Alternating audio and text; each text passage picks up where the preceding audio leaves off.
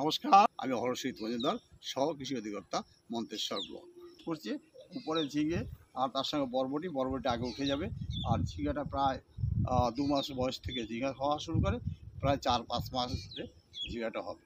তাই এইভাবে যদি চাষ করেন, বিশেষ করে রোগ পোকা নিয়ন্ত্রণ করেন, ভাইরাস ঘটিত রোগটা যদি নিয়ন্ত্রণ করতে পারেন, কৃষক কিন্তু, আর বাজারের দামটা যদি ভালো থাকে, কৃষক কিন্তু আশানুরূপ ফসল পাবেন এবং দাম ভালো হলে তার কিন্তু প্রফিটটা ভালো হচ্ছে। এতে বড় সমস্যাটা হচ্ছে, দেখুন পাতাগুলো কুঁকড়ে গেছে। হ্যাঁ, এই দেখুন ডগাগুলো প্রথমে এই পাতাগুলো চওড়া ছিল, এই যে চওড়া ছিল, তারপর আছে ডগার দিকে ছোট ছোট হয়ে এই গাছ আর বেশি বৃদ্ধি পাবে।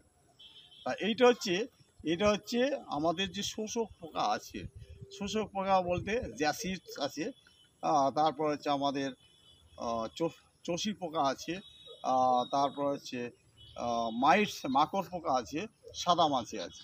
এরা যখন এই পাতার নিচের রসটা চুষে খায়, তখন হচ্ছে কি এই গাছের একটা ভাইরাস ছড়িয়ে দেয়।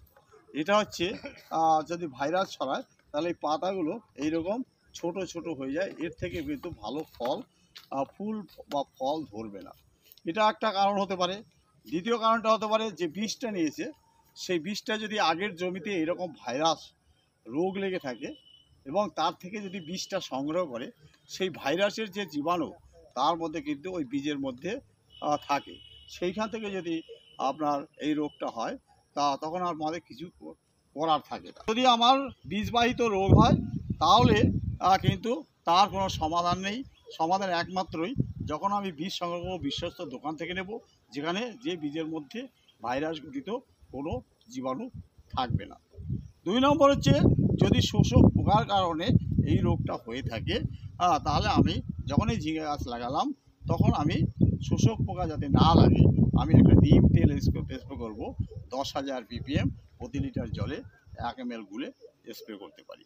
অথবা বাড়িতে আমি নিমাস্ত্র তৈরি করতে পারি, নিমাস্ত্র স্প্রে করবেন, তাহলে কিন্তু এই শোষক পোকা এইগুলো পাতার রস খাবে না, অতএব এই রোগ থেকে মুক্ত হবে।